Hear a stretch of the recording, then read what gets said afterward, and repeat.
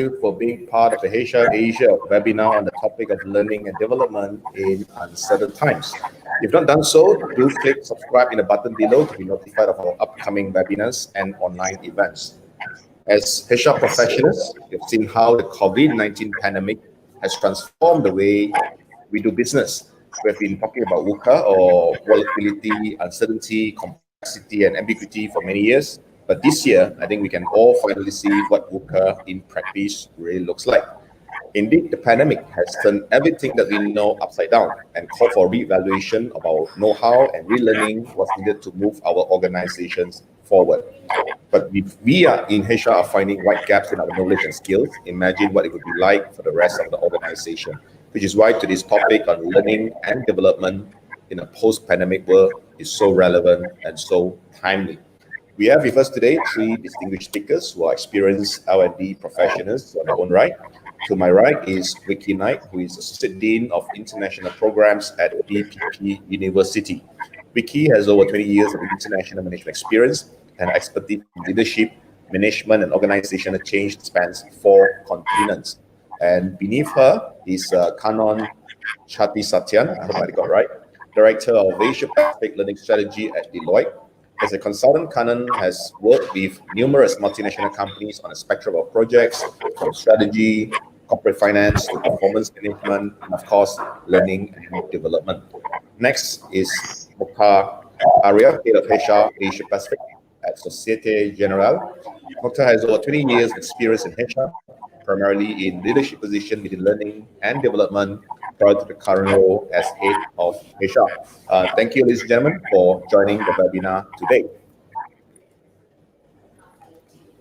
All right, so we have the first question to our panelists to just set a tone for the rest of the webinar today. And this one I will direct to first Mokhtar, and that is which part of the L&D function and process that is most disrupted in your organization by the pandemic, and what are you doing about it? Mokhtar. I would say that during this pandemic, actually I would say it's more of an opportunity. The things that has been disrupted most is, of course, the mode of delivery, so it's not the content, but it's more the mode of delivery of the training programs and the learning and development programs that we have in Societe Generale. In fact, I found that this time was one of the best for using all the innovative solutions which we were trying to push for many years, but the take-up rate was lesser because there were other options available. So the digital platforms that we actually launched, we launched this year, and it was not linked to the pandemic. It was our plan to do it. And frankly, that has really worked out because there was no option but to have virtual or digital mode of delivery for all the learning and development programs. I thought it was also very interesting because we did find that for our employees, they also discovered new ways of learning, in learning from anywhere, learning using things, tools and technologies for virtual brainstorming, the Zoom, breakout meeting rooms, etc. A lot of people were not familiar with it, but now they're using it as it is like a normal thing, because we had no option. So for me, I think the disruption part was in the technology to deliver training, and also the way we designed our programs in terms of modular, not very long, but shorter time span, the way we did it more interactive sessions through various technologies.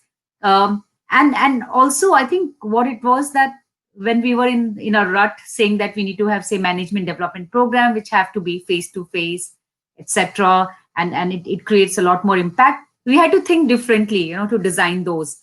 And I think that worked. It also impacted the cost in a positive way. So that means we were paying a bit lesser. I would not say too much less, because sometimes when you are investing in technology in the beginning, you do have to invest quite a lot. But then over the period of time, the investment becomes much more beneficial. So for me, I think that's the change that we saw during this year, and I would say it has been positive for us.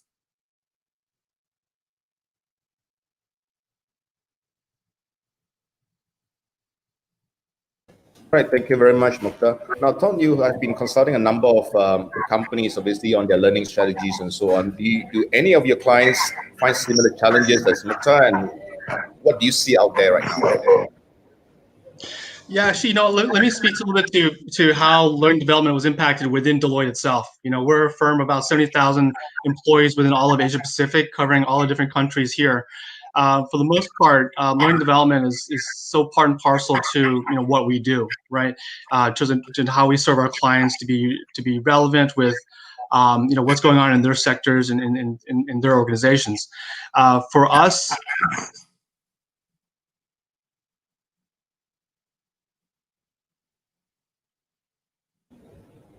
We may have lost Ton there for a while. Pivot into. Sorry, can you hear me? Yes, we can, Ton. Can you hear me? Yes. Hello? Yeah, we can hear you clearly, Ton.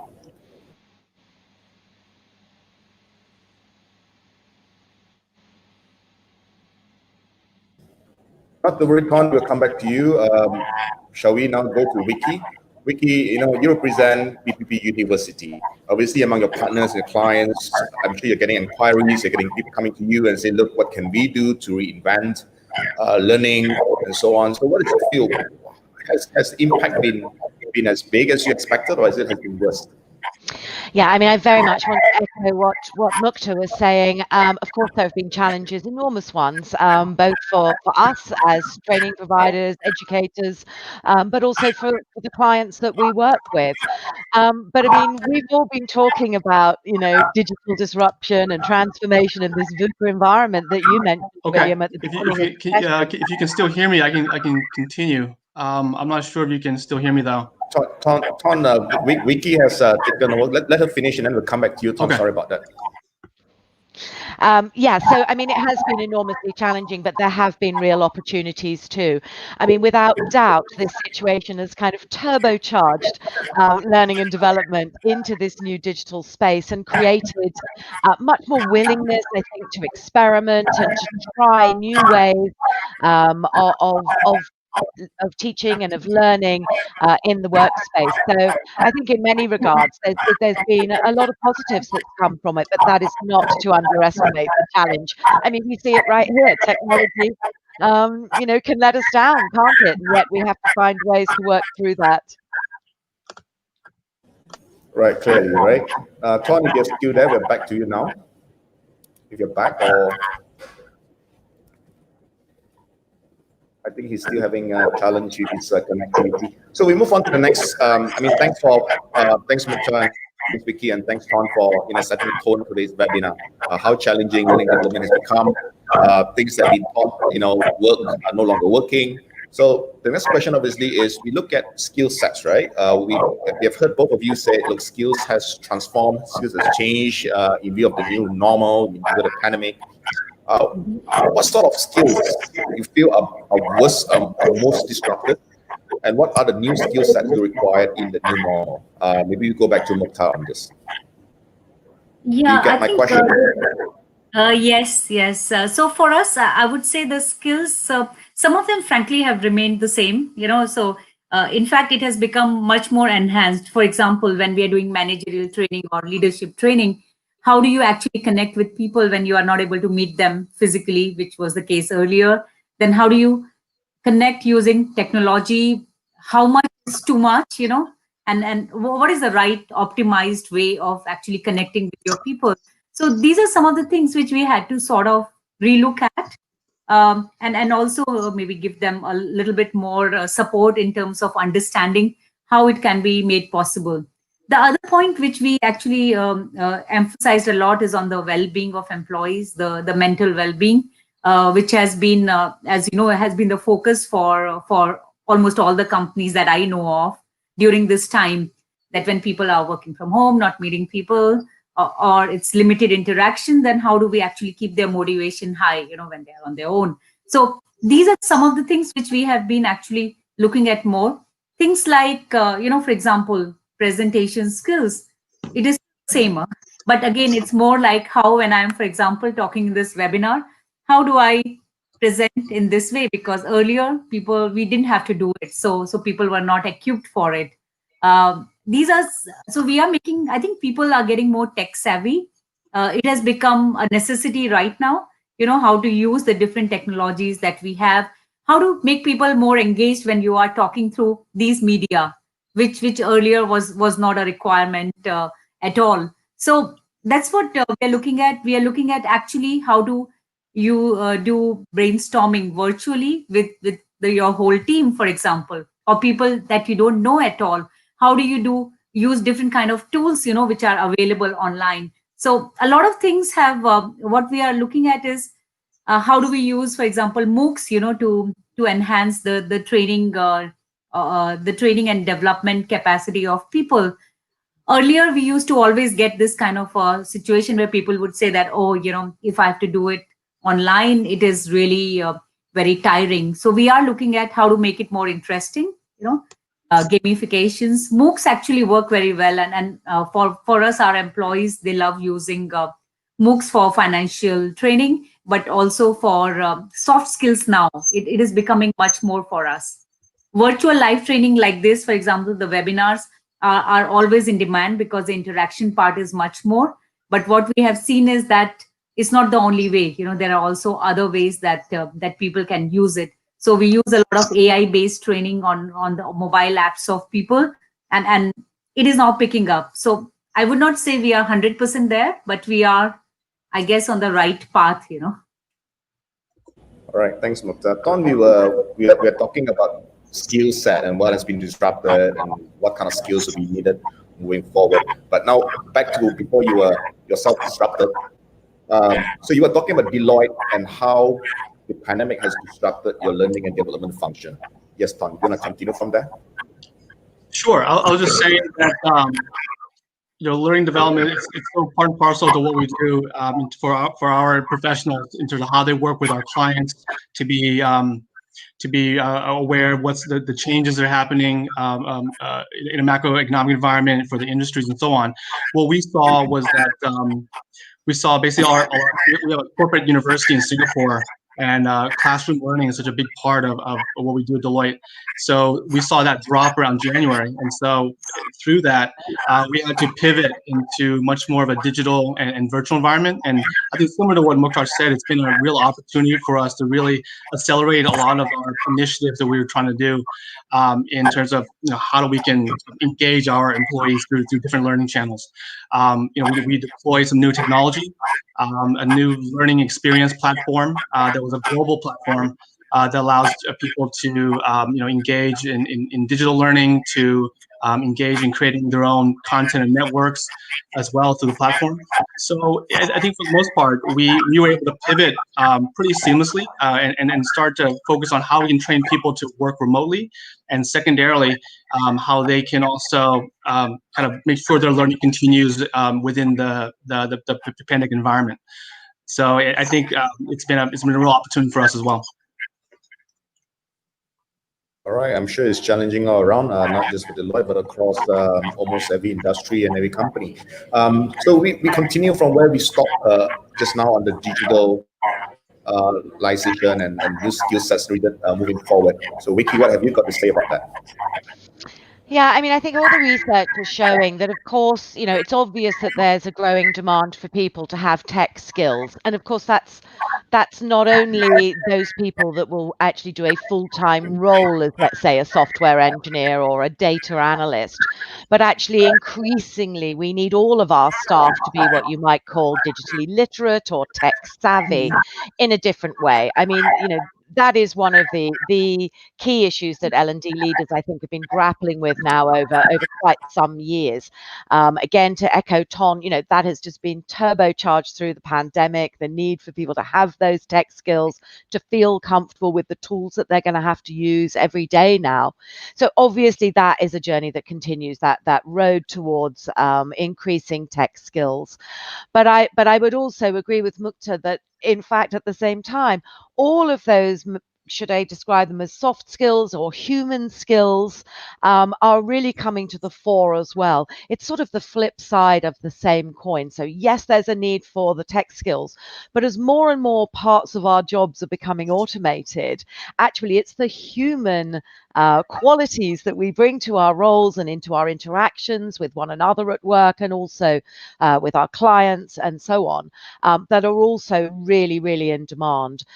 So the World Economic Forum forums research on those trending skills for 2022 continue to show that sort of balance between things like data analytics and at the same time things like creativity and critical thinking.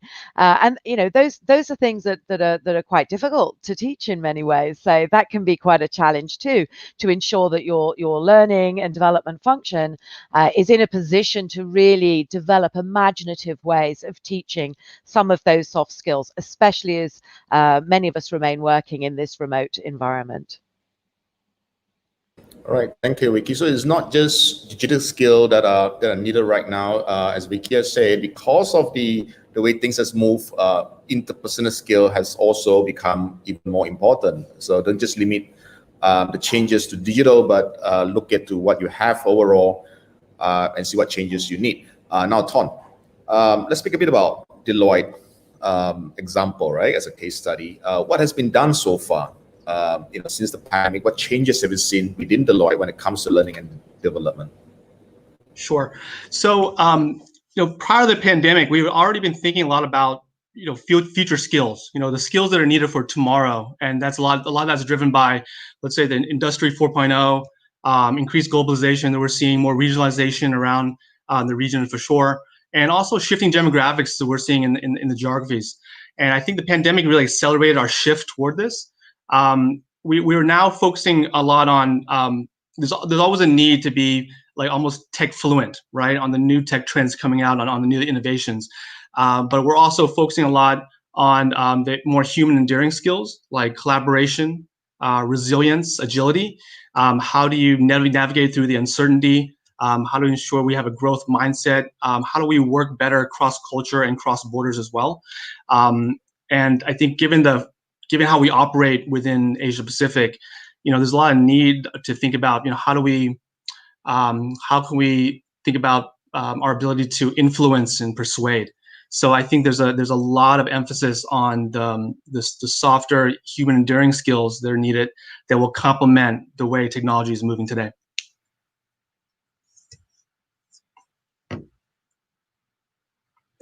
Right, thanks, Tom. So it's not just about teaching new skills, but also teaching people to be prepared mentally that they do need to learn new skills. I think that is equally crucial. Of course, Wiki, we know what Deloitte do, right? We know what SocGen or Societe Generale do. But tell us a bit more about BPP Professional Education. What do you do? Well, actually, interestingly, I guess we've been on a similar journey to Deloitte. For many years, we've taught professional qualifications, for example, whether that's in accountancy or law, through our university in the UK, but also through our professional qualification arm, and our accountancy materials are sold, all over the world. There's hardly a country you can go to where people haven't heard of BPP in the accountancy space.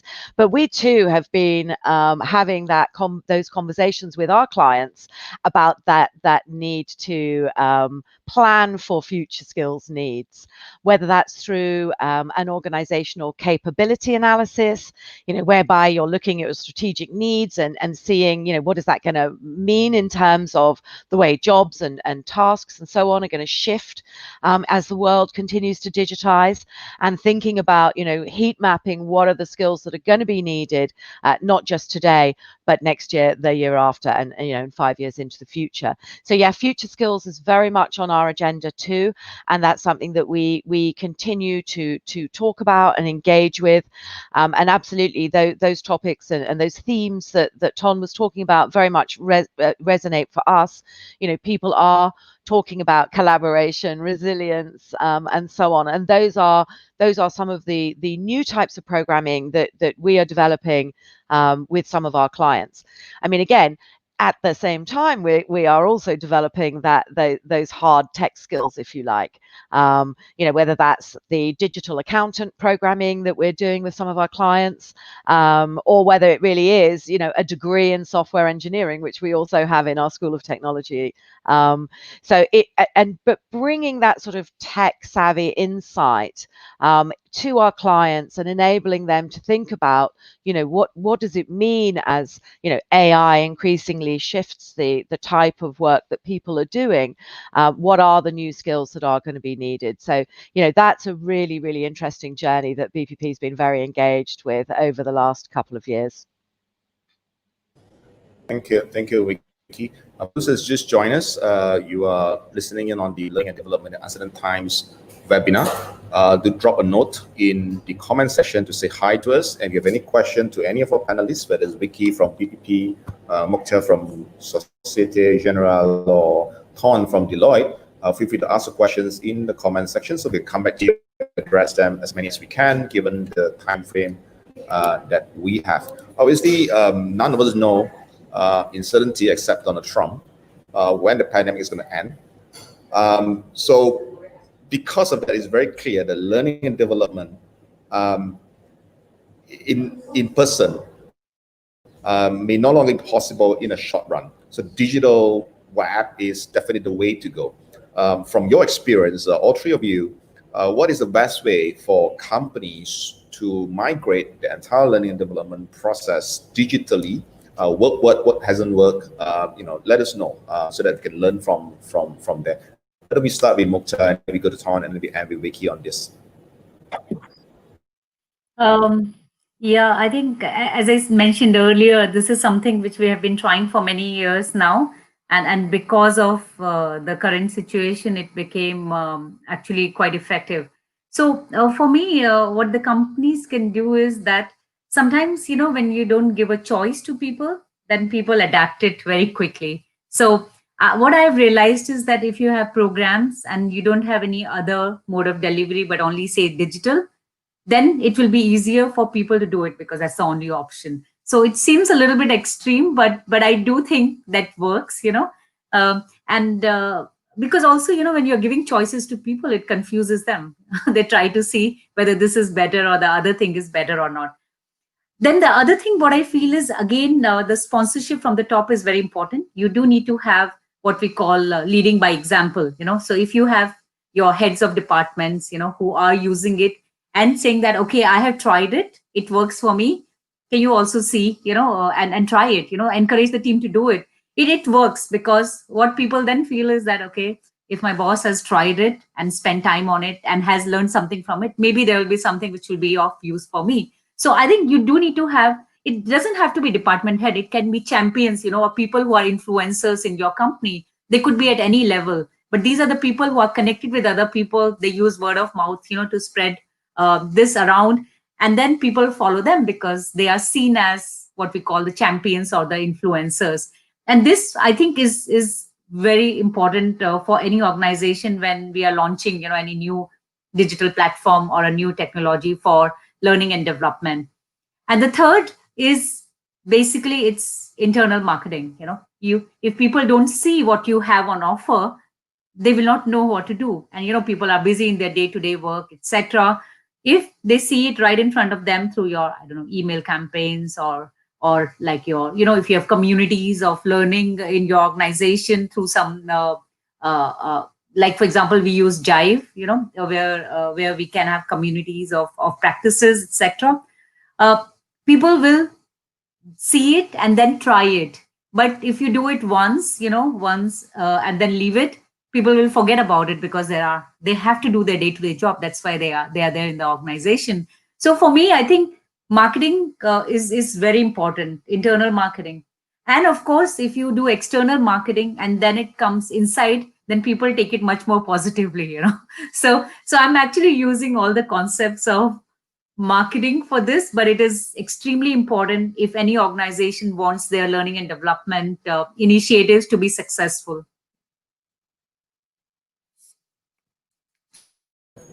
All right, thanks, Mukhtar. So three things: make it the only option. Secondly, get buy-ins from leaders, and thirdly, reach out and create greater engagement with the end users, meaning that your employees, both inside out. So Ton, so that's from Mukhtar. What about Deloitte? Has digital learning, remote learning worked for you? What are lessons learned? What are things that you can share with our audience? Sure. I mean, I think it definitely has worked. You know, if I'm tracking overall learning hours in terms of since the pandemic. You know, I think we saw a little bit of a dip in terms of overall learning hours. That said, we saw just with the drop in person, we saw a large increase in terms of digital and virtual. In terms of what's worked out well, I think moving everything into a Zoom environment works. I think a lot of our learning is leader led. So our leaders, the one who are leading the learning, sharing their experiences, sharing their war stories, and teaching, and based on that. But I think everybody, over time knows that there's a lot of Zoom fatigue, right? There's only so much time you can spend online in front of a computer, and I think what we saw is that while that will continue, we also want to start to migrate to where learning development is more infused into the work, the everyday work that our professionals are already doing. So the way we think about learning, there's the education piece, the traditional thing about learning, but also we're thinking about learning through the various networks that can be formed with different groups. Also on-the-job experience, learning through on-the-job experiences. So we were able to set up a new way to think about virtual mobility. Some of our professionals can't travel, but how do we make sure we can find the right person, the right skill set to help be able to support other clients or other places around the world virtually, and that's a big piece of how they can learn, for example, on the job. So I think those are some areas where we're starting to kind of migrate into to make sure that learning is something that's a very continuous thing, and it's kind of embedded throughout the rest of the organization. And the ownership of learning becomes not just driven by the central learning and development team, but something where the ownership comes from the organization. So our leaders are leading that. Our leaders are taking ownership of that, and then also the employees themselves are taking ownership of their own learning too.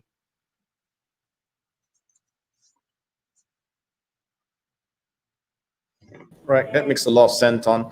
Now, Vicky, obviously, you conduct courses, and I believe you have been conducting courses for a number of years digitally. So this is not something new for you, right? So let's talk a bit about digital learning. What has changed? What has not changed? How has the feedback been for the learners themselves? Yeah.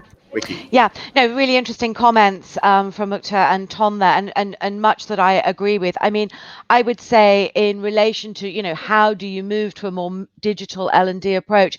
I think intentionality would be a word that I would use there. I think it's really important to look at everything in your toolkit. I mean, the wonderful tools that we have now in digital, whether those are MOOCs or whether it's Zoom, the reality is that there are all of these different tools that we can now choose from to create really interesting textures in our learning. What you don't want to just be serving up is the same old porridge every day.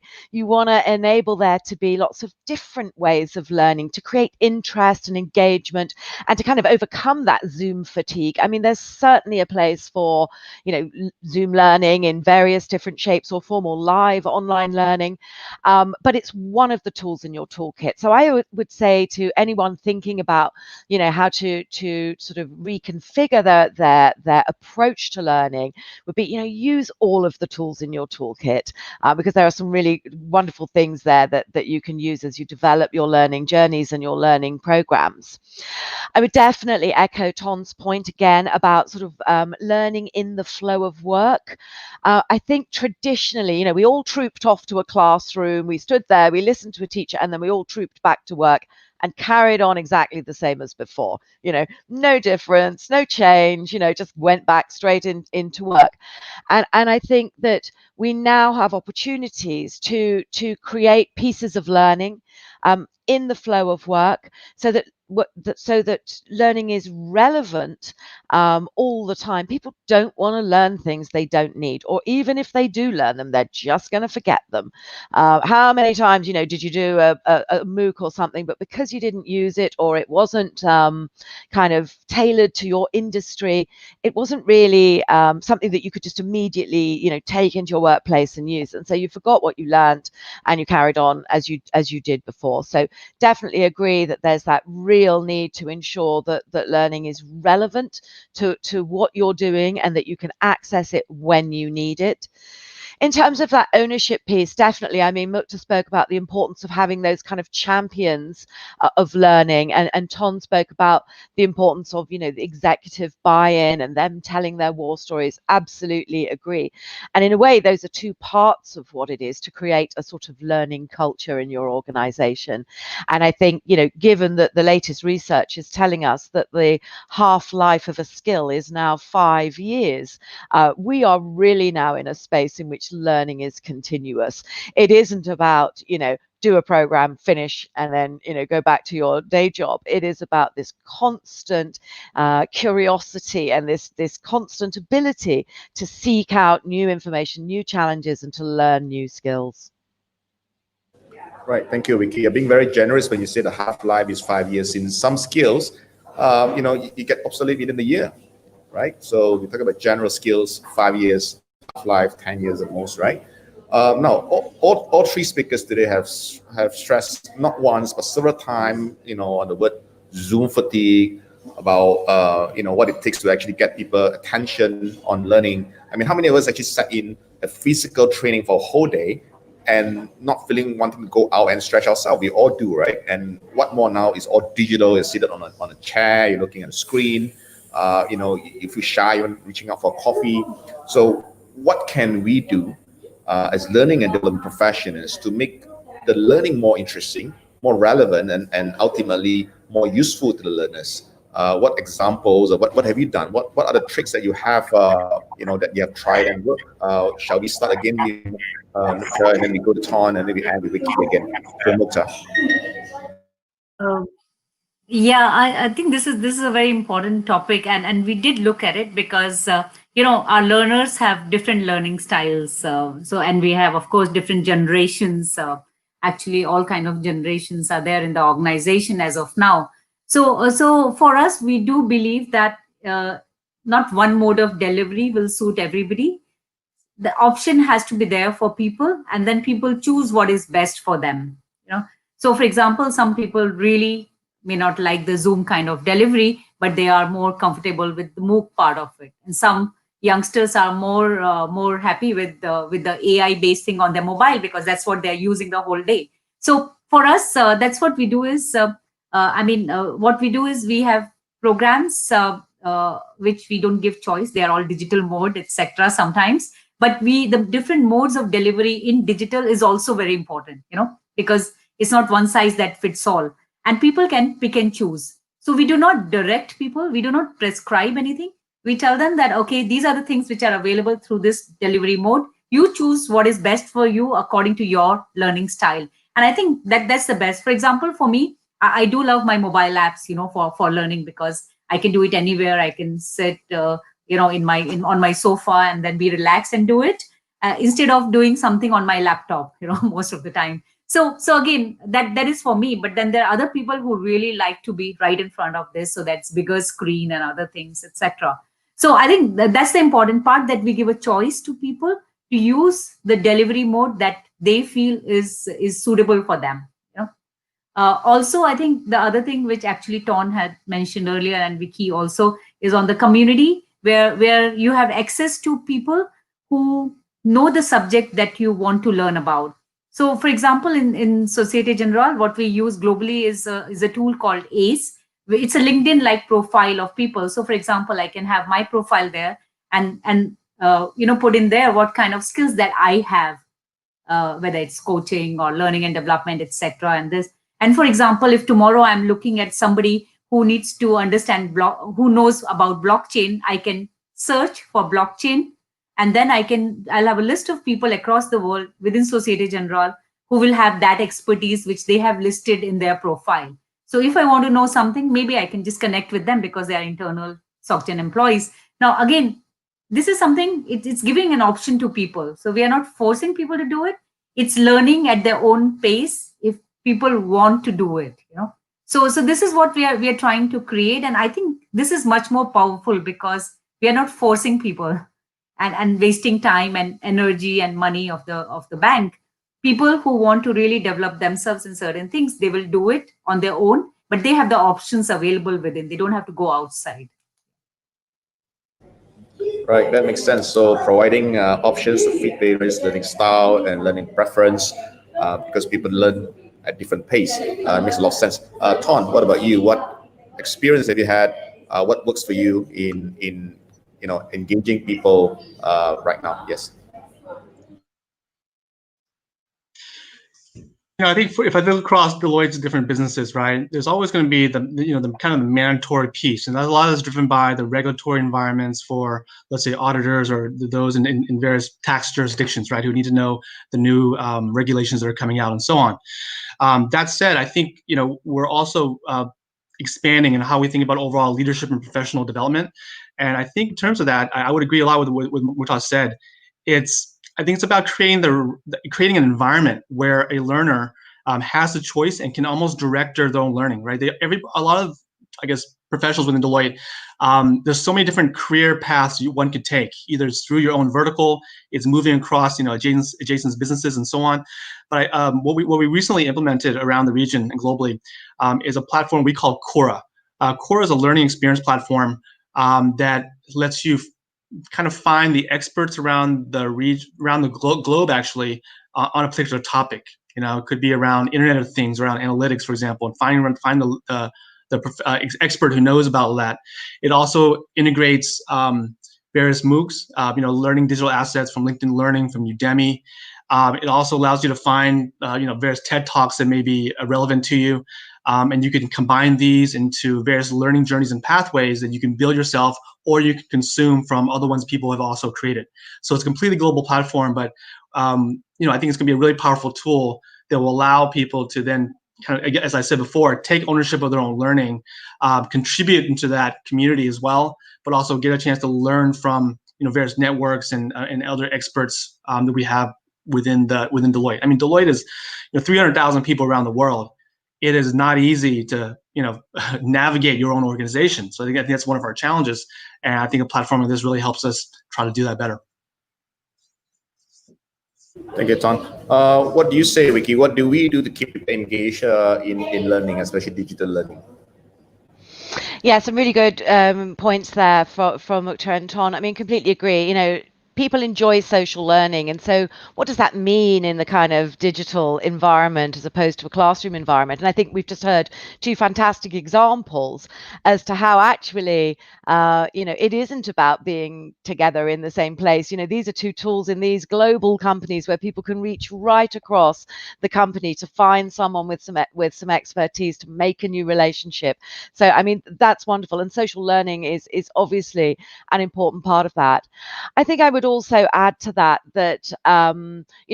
applying what you've learned is really important. So and I think this picks up on a comment in the chat box there from Christy, who's asked a question about how can I remember what I learned? Well, to me, the answer to that is by applying it in your job. So if you've gone away and you've done some training on something, you need to put that into practice quickly.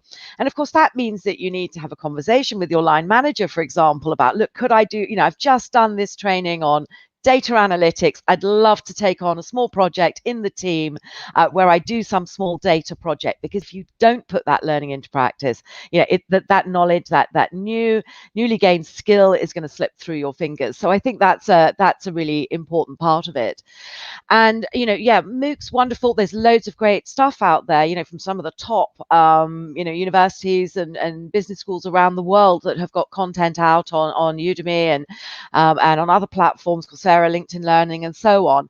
And they're wonderful. But again, I think that curating those so that they're meaningful. In a way, there's almost too much stuff out there.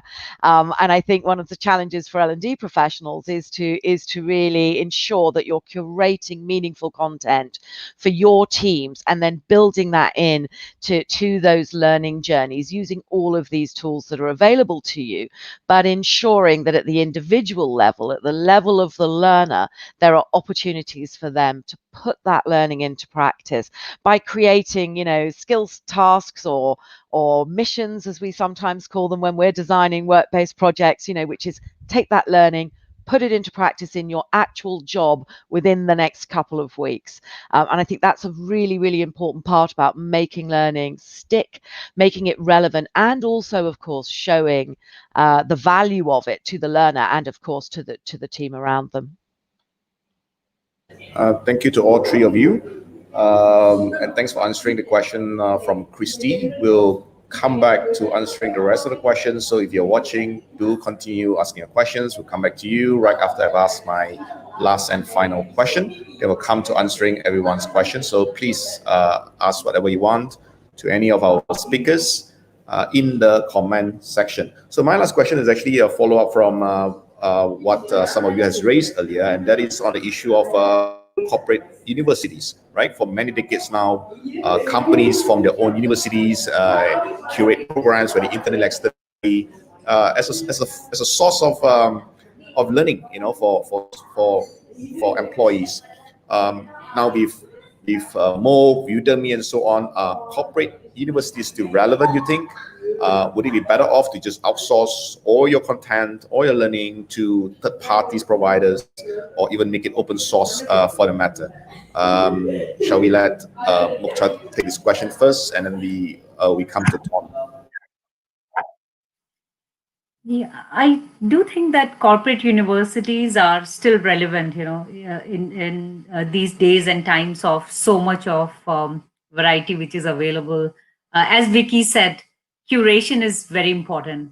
And for me, I think a corporate university is there to curate the content which is relevant to the organization, because we do need to customize. I mean, organizations are different. Yeah. And also inculcating the culture that we want to actually have in the organization. So the programs which, for example, what we do, we have a global corporate university. It's not a brick and mortar one. So we do have programs via the corporate university for across the globe. Now, what we do is really customize and making sure that our values and our leadership model is incorporated in the programs that we offer through the corporate university. So for me, I think it's still very important.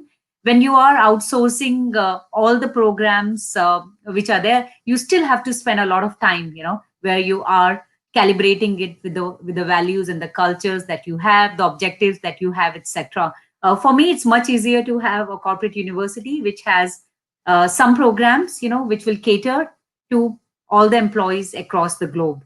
Not all in the sense that it is universal. You know, the programs which are there will be giving the messages which is the same to US, Asia, Amer, or Africa for us, for example, in Societe Generale.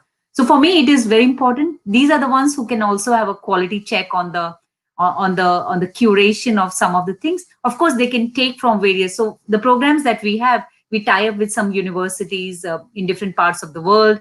We do have, for example, the digital platform from another company. We do have speakers from outside. But again, to bring it all together in a meaningful way, you still need corporate universities.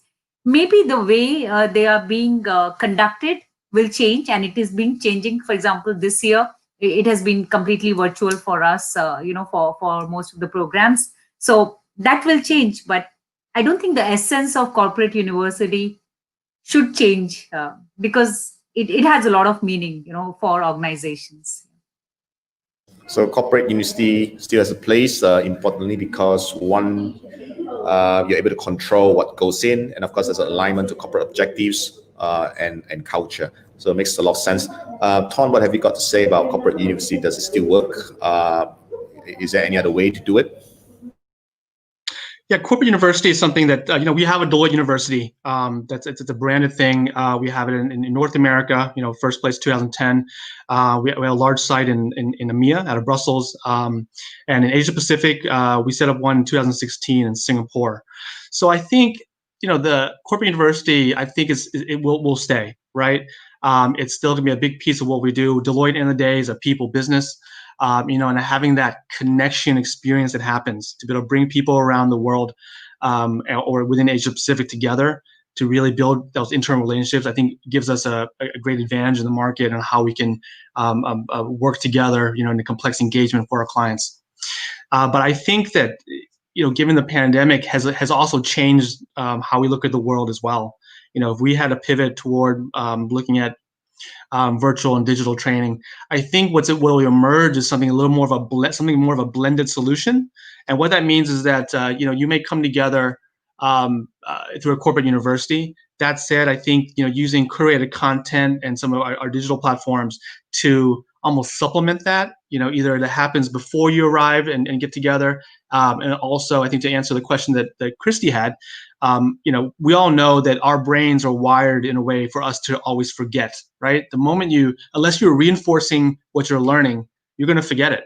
So we have to think about, after going through a leadership program or training, how do we make sure we're reinforcing those skills? What activities, what type of communities and engagement that we can do so that we are reinforcing and applying what's learning, so that it really becomes more solidified. And that's kind of what it takes. So I think what will emerge from this is how we can rethink about blending what we learned during this period, combining that with, I think, that the in-person corporate universities, I think, are still really near and dear to our business, and what will emerge to be something kind of really beneficial for the organization. Right, a blended approach, to corporate university and to learning and development. Now, Vicky, obviously, Mukta and Ton has expressed how important corporate university still is, how relevant it is still in markets that is. And it makes sense for companies that already have a corporate university, but for companies that are emerging, that has yet to have a full-scale corporate university, does it make sense to now invest resources into building one, or is it better off to just partner with organizations like BPP or whatever else out there to actually curate programs specifically for the company instead of forming a corporate university on their own? Well, I mean, the wonderful thing about L&D is there are so many ways that you can do it. I mean, clearly, for global organizations, having a sort of hub, a focus of that learning, is a great solution. But as we've heard from Ton, that how you kind of provide opportunities for your staff to gain more knowledge, that can happen in so many different ways. But in many ways, that's the easy bit. The hard bit is, as I agree with what Tom was saying, is what is the follow-up activity afterwards? How do you embed that learning into people's work? It picks up Mukta's point about how do you sort of prepare your internal consumer for wanting to learn.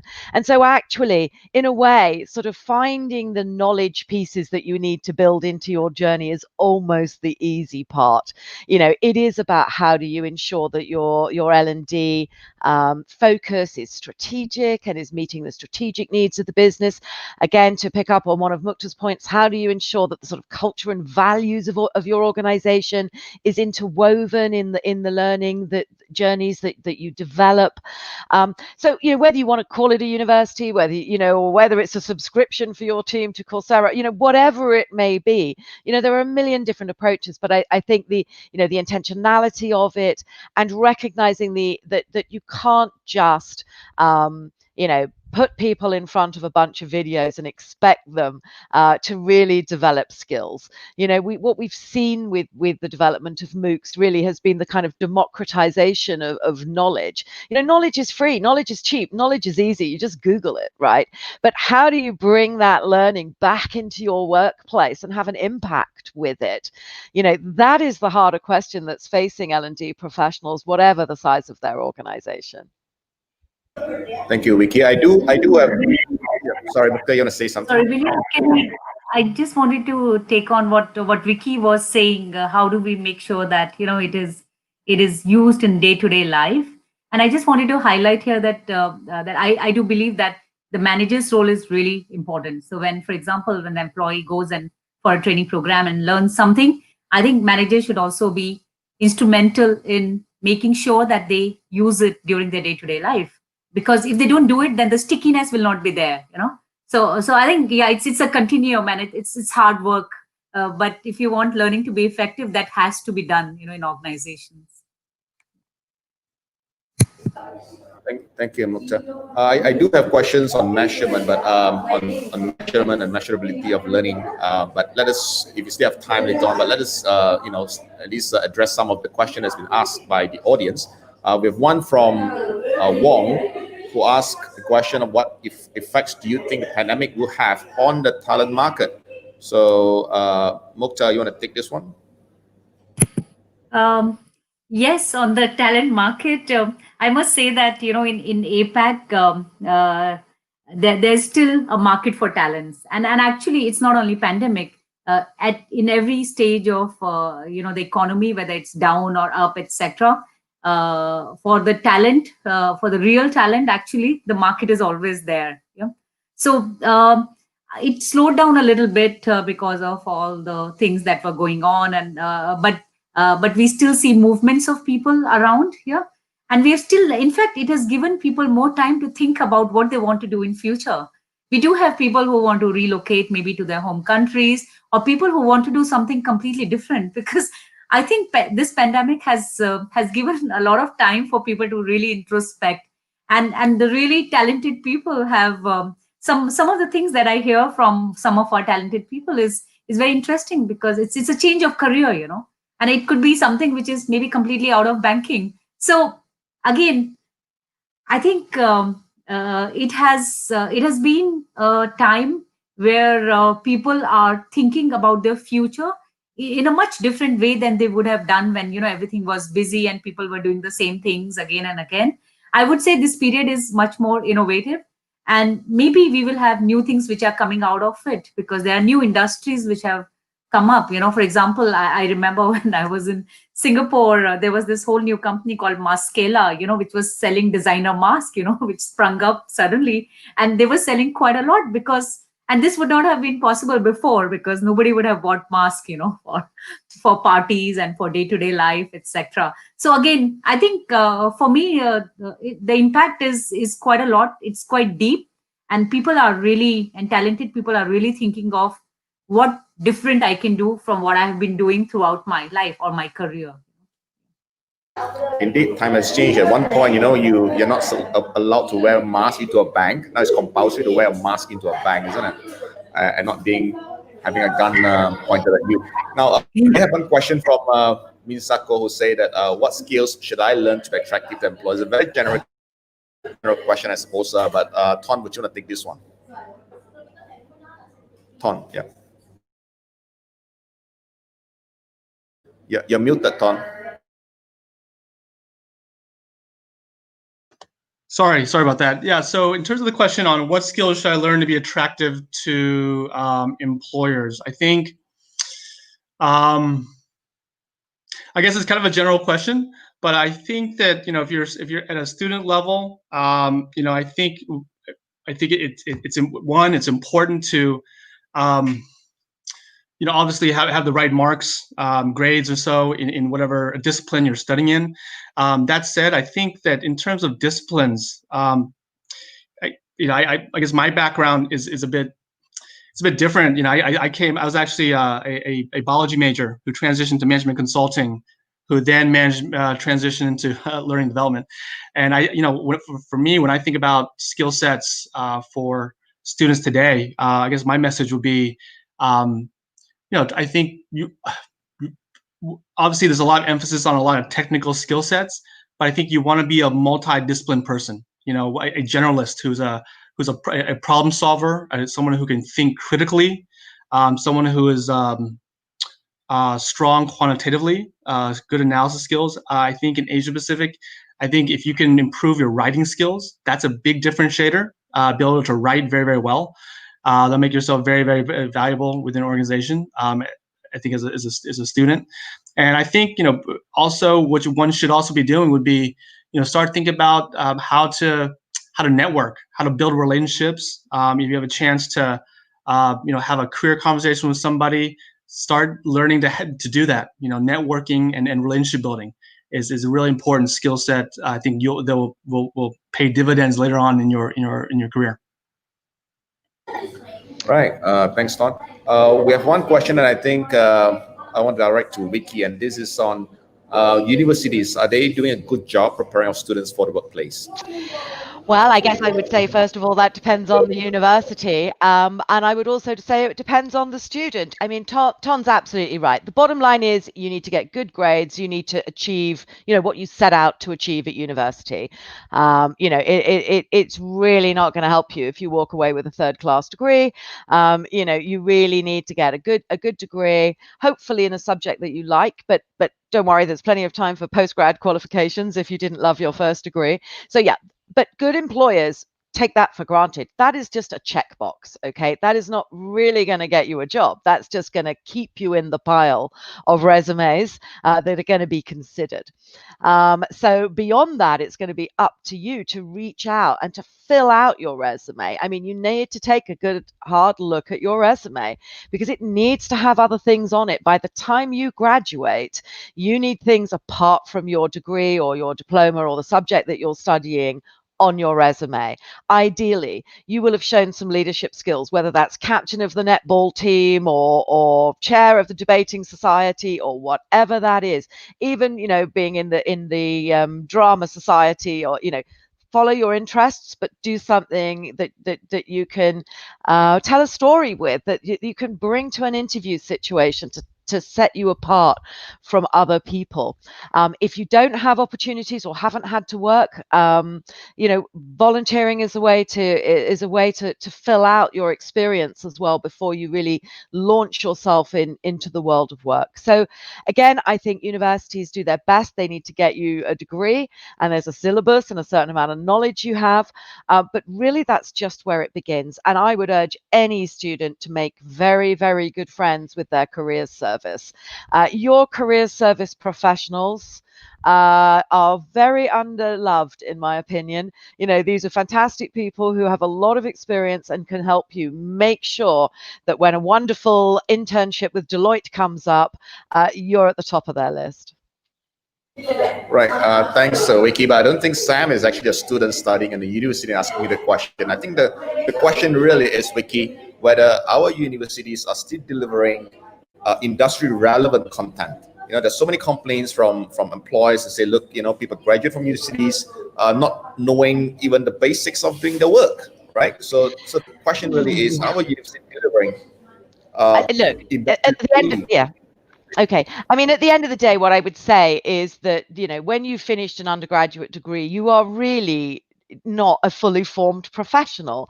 And I know employers would love to have a mid-career professional aged 21, but I mean, it just doesn't work that way. And, people, how do you become a better professional? Well, working in a professional environment and having great role models to learn from, and fantastic L&D teams that can help you gain, specific technical knowledge. I mean, that's a hard ask for universities to be able to turn out fully formed professionals. What they can turn out are people with a certain set of skills, a framework of knowledge and the ability to learn. That's obviously a key ingredient to any graduate, is that they understand how to learn, how to think, how to research, critically assess, and so on. That's what universities do.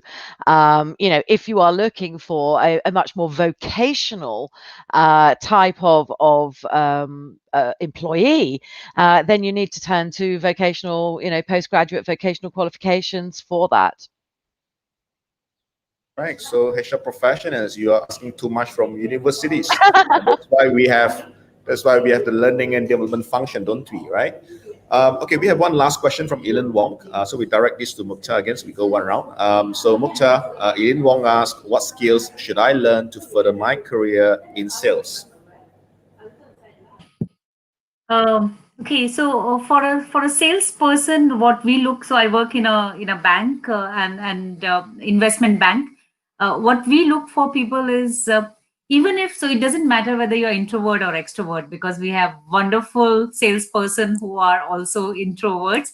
But again, to be at ease with situation where you are interacting with people, networking externally and internally, it is important. And frankly, it's not only for sales, it's for any job, that you do in a corporate world and you want to grow in that. Negotiation skills is something which we really look at, and that's something which every salesperson has to hone, because that's quite important. Again, working with people internally and externally. So sometimes salespeople can be very good with their clients, but when they are working with internal partners, they may not be very good with them. So as a corporate, what we look at somebody who is able to manage relationships internally and externally with equal ease, but also pleasantness. And I think what I would say as HR person, what we would look for our salespeople is to be, when they become very successful, not to become arrogant because of their success, but still be humble and be on the ground, because it's very easy for success to go to your head. But if you want to grow in an organization and become a successful leader, not only a salesperson, then you do need to be humble. And we really value that, somebody who is able to respect everybody, irrespective of the level they are at.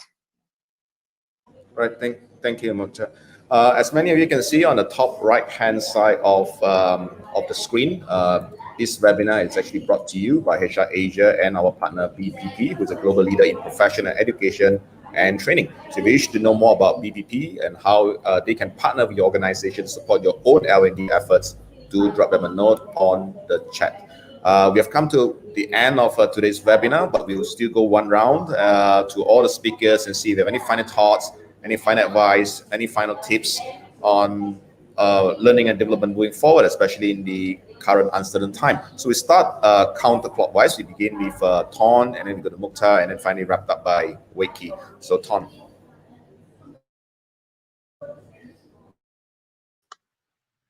Sure. I guess just final thoughts. I'll just say that I think learning development is it's a very unique kind of engaging field to be in. I would say that we're kind of in a unique time right now, and it came out through this conversation a bit through the pandemic. There's just a chance to reflect, think about kind of what we've gone through and where we're going. And I guess my message would be, for everybody to take ownership of your own learning. There's so much resources out there around. You could even, through Google or whatnot, but also always think about how you can, be a continuous lifelong learner, right? Learning is across your whole lifetime. I think everybody will have about, in their lifetime, maybe 3 to 4 different careers actually. And so your learning will help kind of guide you through that to how your career will progress. So just keep on learning. All right, thanks, Mukta. Yeah. Actually, Ton stole my points, but I would just like to add that it's very important for anybody to really believe that learning can really help them, and they should not just limit it to learning that they get from the corporates. It is, as Ton said, lifelong learning. So you have a lot of avenues which are available. Don't hesitate to use your own time, your own money, etc., because it's going to really help you in your career. And the second thing, what I wanted to say is that learning and development departments in the organizations are not standalone departments. They work really hand in glove with the business. And if it is not aligned, frankly, it doesn't make any sense. We can't have programs which doesn't fulfill the business needs which are there. So again, as a learning and development professional, it has to be aligned. So you have to work in partnership with business. Right. Last but not least, Wei-Kee, any last thoughts? Yes, I mean, again, echoing what's already been said, but I think that, right now the challenge for L&D is they've got to sort of, keep up with radical change that's going on in their organizations, manage business as usual, prepare for the future. So there's a lot going on, but it is not the time to put L&D aside. I think now more than ever, L&D, needs to take the floor and rise to that challenge, which I think it is already been doing, double down on that commitment to L&D in the business.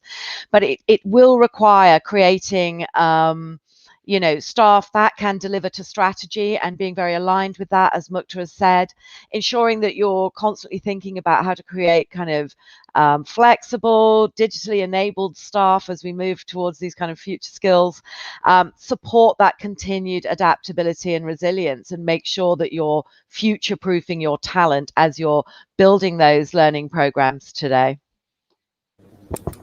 All right, thank you. Our 3 panelists have, as you can see, not been paid to share what they have shared today. They've all volunteered the time despite their busy schedules to generously share the knowledge and experience. On behalf of HR Asia, I'd like to thank Ton, Mukta, and Wei-Kee for being part of today's webinar. If you agree with me that they've all done a great job, please type 10 in the comment section to give them a full mark for the job well done. Type 10 if you think that they've all done a great job. So you've all been a fantastic audience.